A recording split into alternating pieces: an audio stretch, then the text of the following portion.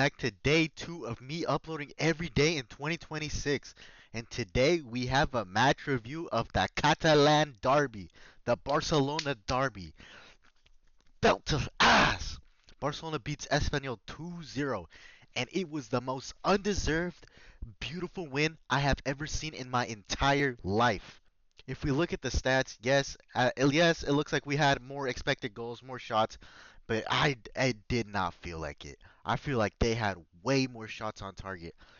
Four big chances, I feel like that's wrong. I swear Joan Garcia made like 10 plus saves. And if you look at the momentum, they dominated us the second half. I'm not gonna lie. We were not doing good in that second half. And then at the end of the game, Fermin Lopez comes in, gives an assist to Danny Olmo. Danny Olmo puts it tops bins, easy. And then he goes and he takes on his defender, and then he goes to the byline, he cuts it in, and then Lewandowski chips the goalie, and then boom, 2-0. The most undeserved win of all time, and it felt so sweet. And it is all because of one man, and his name is Joan Garcia. This guy, 6 saves. They said they had 4 big chances, 6 saves. He had the game of his life. Before the game, they were calling him Judas Garcia. They had rats. They were going to throw money at him. They were already throwing stuff at him before the game. They had nets up, but they were still probably chucking him hella high, making sure they hit him. But he did not care. He is a Judas. He left Espanyol to go to their direct rivals across the street, across town. He said, "See you later. I'm going." And when he comes back, he drops the best performance of his life. Without him, we would have lost 3-0 today. I'm not going to lie. He was incredible. Juan Garcia is literally my savior. I'm going to call him Juan D. Garcia. If you guys watch One Piece, you know you know. He is the warrior of liberation. He came here and made me happy. He makes everybody around us happy. Thank you, Juan Garcia. I love you. I owe you everything. Juan D. Garcia. In a day, too, where Spain's number one. Unai Simon concedes one of the worst goals you could ever concede as a goalkeeper. And Luis de la Fuente keeps saying that he's not looking at Juan Garcia for the World Cup because he has great goalkeepers. But Juan Garcia is out here performing week in, week out, looking like the best goalie in the world for only 25 million. I can't believe we got him for only 25 million from our direct rivals. That is probably the best buy that Barcelona will ever make. But now let's get into the game because I'm going to be completely honest. Frankie de Jong, I just want to start there. Frankie de Jong, I saw, I don't know, I feel like my third eye opened today with Frankie de Jong. I was disgusted with him today. I'm not going to lie. I need that Eric Garcia Pedri midfield more than ever. Frankie de Jong, I don't know. There was a pass that Yamal gave to him, and he like took a touch and he did like a back heel when he could have just shot it first time and maybe it went in. Maybe it couldn't have gone in, but it was like I was like, what are you doing? And then like I saw this tweet. I don't know. I'll probably find it, but I saw this tweet. He's like, Frankie De Jong always beats his man and then spins around to come back to him and then makes a sideways pass. And I feel like my third eye opened today. I saw that and I was like, what? And then when Pedri came in, when Fermin and Danny Olmo came in, Fermin Lopez was playing the left wing, and Frankie De Jong was playing right next to both center backs, Eric Garcia and Pau Cubarsí. He was right there, and I was so confused. I don't know. Maybe I'm just tripping because everybody had a bad game, but Frankie De Jong, I he scared me today. Speaking of another player that scared me today, Ferran Torres. His touch today was absolutely horrible. He treated that ball like a bomb. Every time at the first 3 minutes of the game,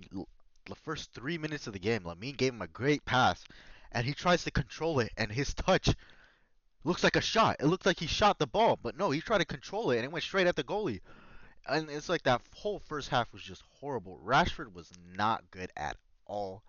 Rafinha was horrible. Rafinha had a throw in, and it slipped out of his hands, and he was just like, oh, just not good overall from all those guys. Kubarsi at the end of the game, he was like wrestling. He kept getting in front of players, diving all over the place. It was ugly.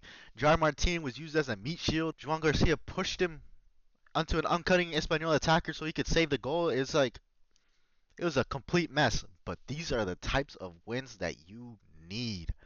These fuel you against your arch rivals. A completely undeserved win is what is so sweet. So sweet.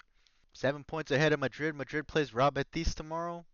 Real Betis don't look like they're in super hot form. Let's see how that goes. I'll see tomorrow. But all right, let's do player performances. Joan Garcia, obviously man of the match. If you give him 10 man of the matches here, take them all. He was the best player. He's the best player of the year so far. If we're doing a Ballon d'Or ranking for just the year 2026, if we're doing the Gold Globe Soccer Award, Joan Garcia is number one right now. He is incredible. Jules Koundé had a solid game. He had a Jules Koundé game. You can't really argue. Nothing horrendous coming out of Jules Koundé. Kubarsi, like I said, he obviously he always makes his good passes, but his defending was not there. It hasn't really been there the whole season, but you know what? Can't really say anything. Jar Martin, solid like always. Like I said, he was used as a meat shield, but yeah, good game. I don't know why he got subbed off. It should have been Kubarsi that got subbed off. Balde, good game like always. I feel like Balde and Rashford's link up is still not that good. I don't know. Rashford, maybe it's just Rashford's touch. It's just not that good. Eric Garcia, solid like always. Great game. Made that guy bleed. Got hit in the back of the head. It's like, okay, good job, Eric Garcia, I guess. And I already spoke on Frankie De Jong. I don't know. Maybe I feel like my third eye opened with him today. He just did not convince me. Lamine Yamal, he tried. He had an okay game. He didn't have like a typical Lamine Yamal game. Like I said, he could have had that assist for Frankie De Jong, but very quiet. Rafinha had a stinker today. I think honestly, this is probably the worst game he's had for Barcelona in a long time. He did not look at it. Maybe it was because they were on a 2 week break. He wasn't really accustomed to it, but he was not that good. Rashford again, not that good either. Subbed off at halftime. It should have been Rafinha if I'm being honest, or moved Yamal to that 10. This is another thing. Hansi Flick, I don't understand why he keeps playing Rafinha at the 10. It's just not working. I feel Lamine Yamal when he played at the 10, he was incredible. I think he dropped like 2 goals and an assist. He was great, but he just Hansi Flick just keeps trying Rafinha at the 10, and it's just not working. And I made a TikTok about this, and I said I thought Firmino should have started Rafinha at left wing, Rashford coming off the bench. But if we're gonna play a 10, it has to be Fermin Lopez. Or if we're gonna play a 10, it has to be Lamine Yamal. If we're gonna play these three together, the 10 has to be Lamine Yamal. And if they're not gonna do that, the 10 has to be Fermin Lopez because he is incredible and he showed it today, like he always does. 2 great assists. I already said it. I already said that at the beginning. 2 great assists. Incredible player. Plays with so much heart. I love him. Ferran Torres, I don't even want to talk about him. He had a typical Ferran Torres game. Next game against Athletic Bilbao, he'll probably score a brace or something. Um, yeah. Danny Olmo, he's been looking solid ever since he's come back from injury. The first time, because when he played against Atletico, he scored a brace. He broke his shoulder, I think it was, but now that he's back, he's been pretty good. That first 10 games of the season, he was absolutely horrible. I wanted him gone, but he has picked it up this season. Lewandowski came in, scored, had a solid game. He looked way better than Ferran, I'm not gonna lie. So I do believe he will be starting against um, Athletic Bilbao in the Supercopa de España. I think it's on Thursday or Wednesday. Um, Pedri, best midfielder in the world. When he got hit and he was like crying on the floor, I was literally my heart sank because it. Thank God he's okay. Thank God he's okay. Dimitrovic, Espanyol's goalkeeper, he was solid. Exposito.